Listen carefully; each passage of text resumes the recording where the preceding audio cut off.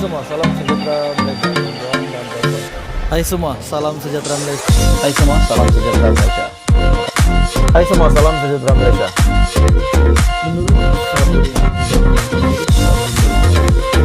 Hai semua, salam sejahtera Malaysia. Tuan-tuan dan puan-puan semua. Hai semua, salam sejahtera Malaysia. Tuan-tuan dan puan-puan semua.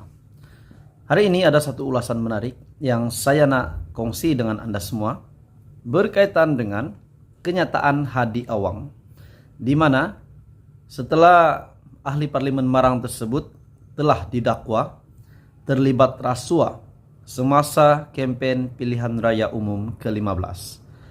Dan pada akhirnya Hadi tampil dengan kenyataannya yang sangat mengejutkan ramai orang. Beliau telah membuat kenyataan bahwa pemberian uang itu kepada pengundi adalah sedekah. Oke. Logiknya tuan-tuan dan puan-puan semua, sudah pasti Hadi Awang, Presiden PAS tersebut telah mengaku bahwa memang beliau telah memberi uang kepada pengundi, kepada penyokong, dan kepada rakyat, kepada isi rumah di Terengganu, di Parlimen Marang. Namun, katanya itu bukanlah rasuah, melainkan sedekah.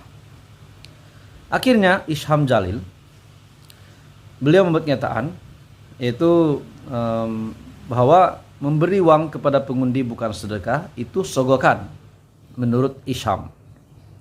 Dakwaan Presiden PAS, Tan Sri Abdul Hadi Awang, bahwa pemberian uang kepada pengundi sebagai sedekah disifatkan kenyataan tidak berasas karena tindakan itu adalah suapan atau sogokan.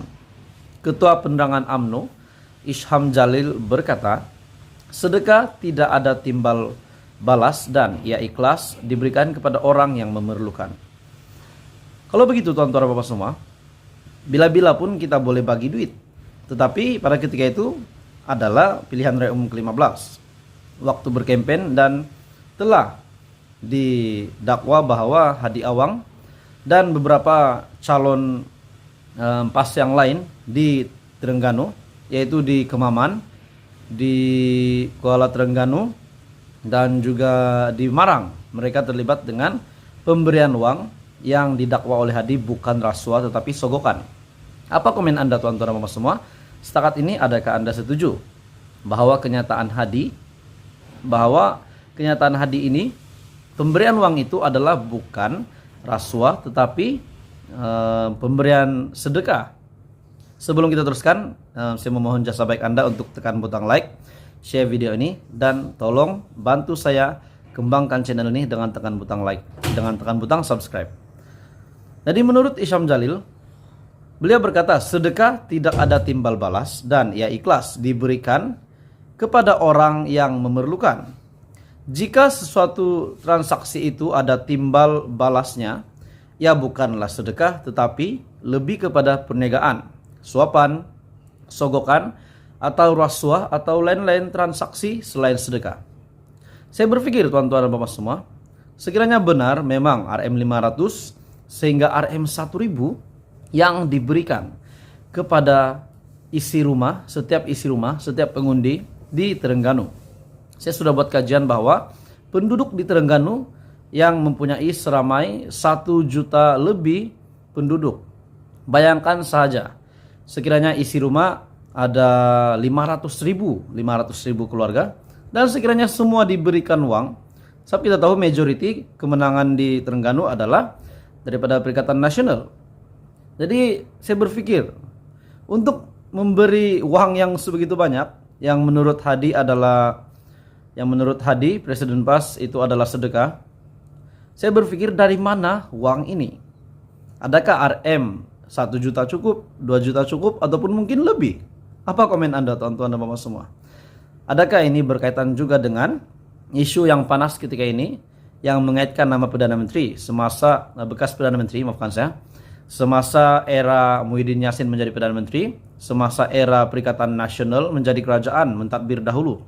Adakah ini juga terlibat berkait rapat tentang uang yang diperolehi oleh PAS untuk memberi sedekah menurut Hadi? Dari mana mereka dapat uang yang sebegini banyak untuk memberi isi rumah Purata RM500 hingga RM1000. Itu bukan jumlah yang sedikit.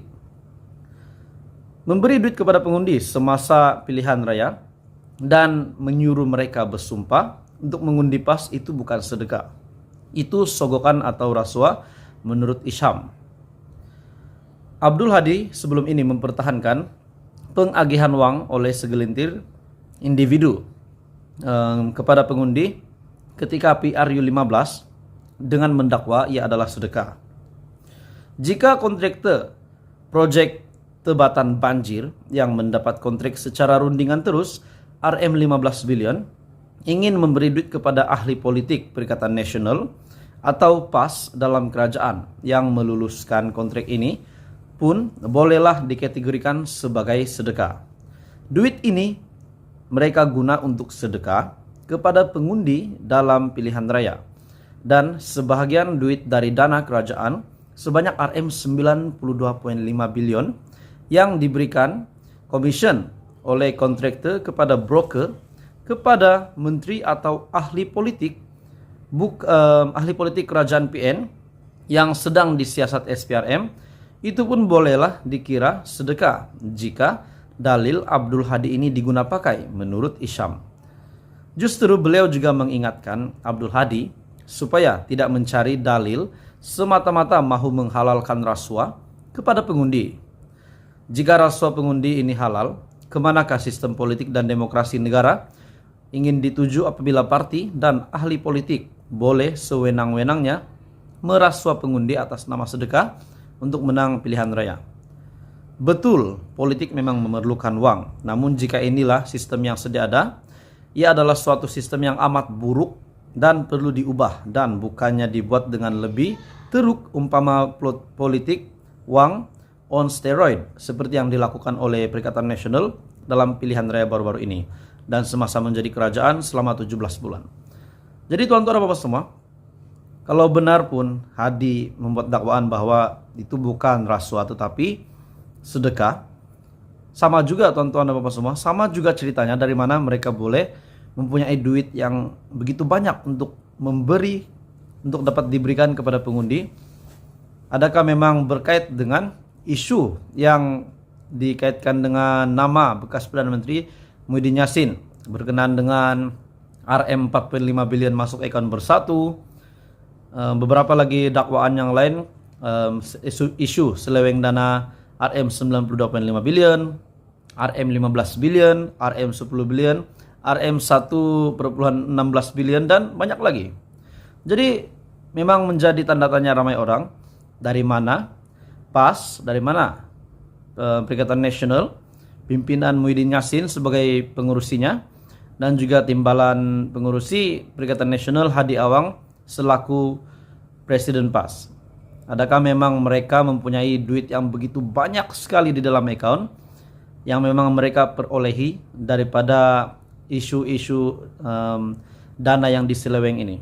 Apapun tuan-tuan bapak semua, kita nantikan apa keputusan seterusnya, apa kejutan yang selepas ini yang bakal didedahkan oleh pihak-pihak yang berkuasa yang sepatutnya mendedahkan tentang perkara ini.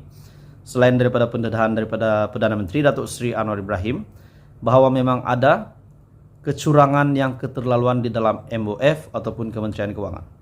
Oke, baik tuan-tuan dan bapak semua, teruskan bersama di dalam channel ini. Jangan lupa tekan butang like, share dan subscribe.